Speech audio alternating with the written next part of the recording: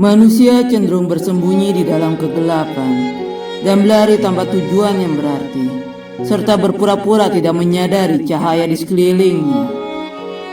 Tanpa sadar, cahaya sinar kehidupan yang menerangi jalan yang ditelusuri dianggap sebagai ancaman.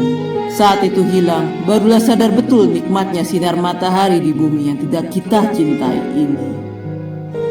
Mari kita ilustrasikan keindahan ini, lalu kita kejar kembali. Alam begitu indah jika kita dapat menyadari suatu pagi yang cerah.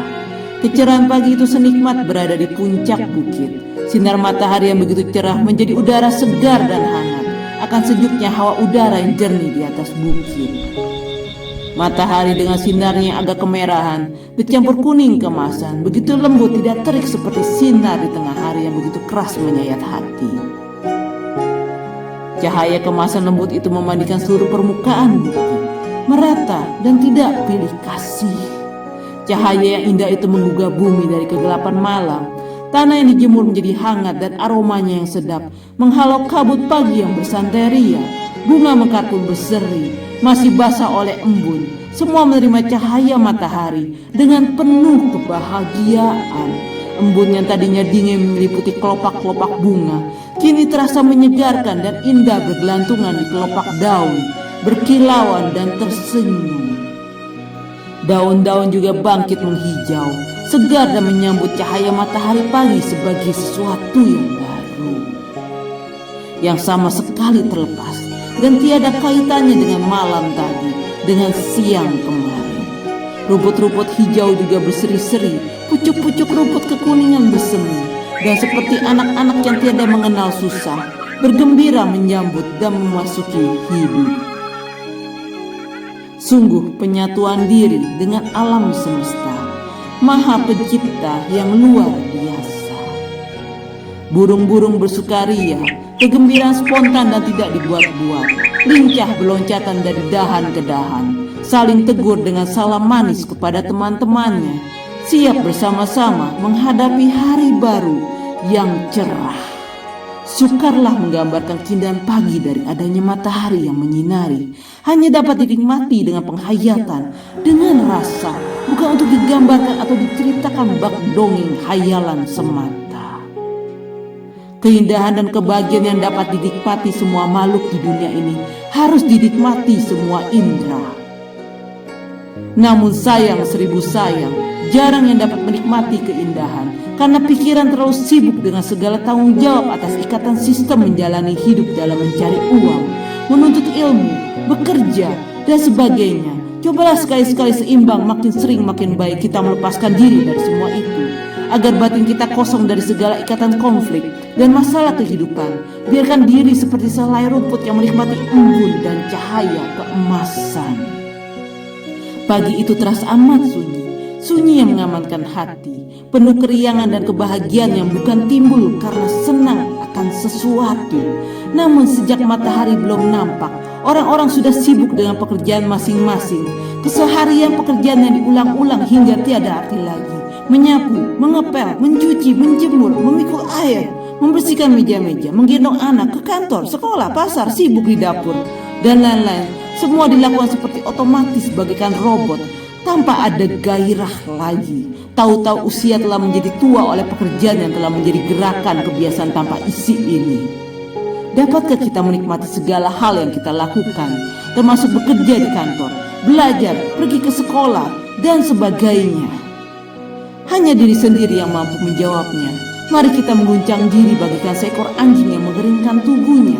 Lepaskan belenggu dari semua ikatan kebiasaan, dan mari kita melakukan apa saja ketika bekerja, ketika mandi, ketika makan, ketika kita bicara, termenung. Apa saja yang kita lakukan penuhi dengan kesadaran, bukan gerakan robot otomatis. Nikmati keindahan yang sesaat ini dengan penuh gairah, mengamati dengan penuh kewaspadaan, kesadaran dan sepenuh hati penuh perhatian.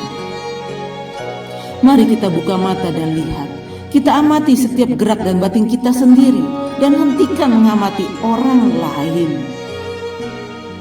Masuklah dengan seluruh jiwa raga ke dalam sesuatu yang kita lakukan, dari sejak kita bangun hingga tidur sampai pulas.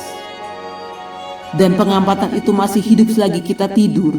Marilah kita semua mencoba bersama-sama untuk meraih dan mengisi kehidupan ini penuh dengan gairah seperti matahari, sang surya ilahi. Karena jika tidak tersadarkan, mau sampai kapan lagi geoengineering yang dilakukan Scopix yang sejak lama beroperasi dengan ide brainstormingnya sejak tahun 1970 semakin nyata. Rekayasa geosurya dengan strategi mitigasi akan meredupkan Sunda dengan penyemprotan bertonton kalsium karbonat ke atmosfer. Pola yang tidak berbeda dengan global warming eksperimen, risiko perubahan ekstrim akan semakin parah makin ke depan. Waspadalah. Gagalkan.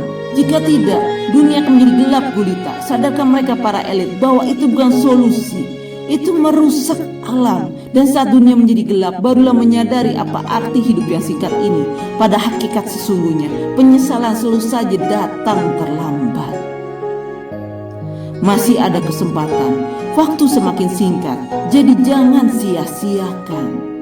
Manusia baik menjadi jahat itu banyak. Manusia jahat jadi baik itu belum pernah bertemu. Namun sebelum manusia hilang rasa nurani manusianya, sadarkan mereka untuk bertobat dan berubah.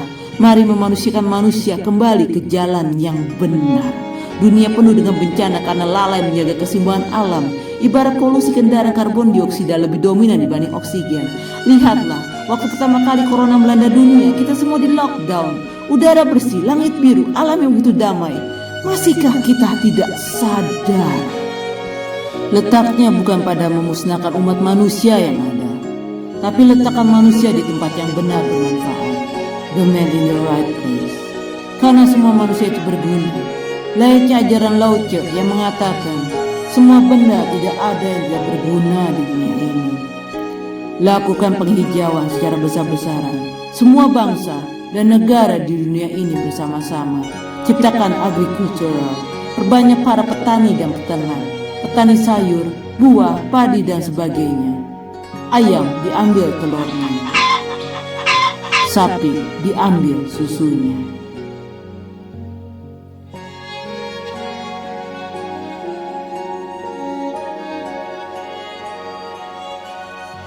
Membangun tatanan dunia dengan sistem yang baru lebih cepat jika manusia-manusia baik bermanfaat lebih banyak di dunia ini.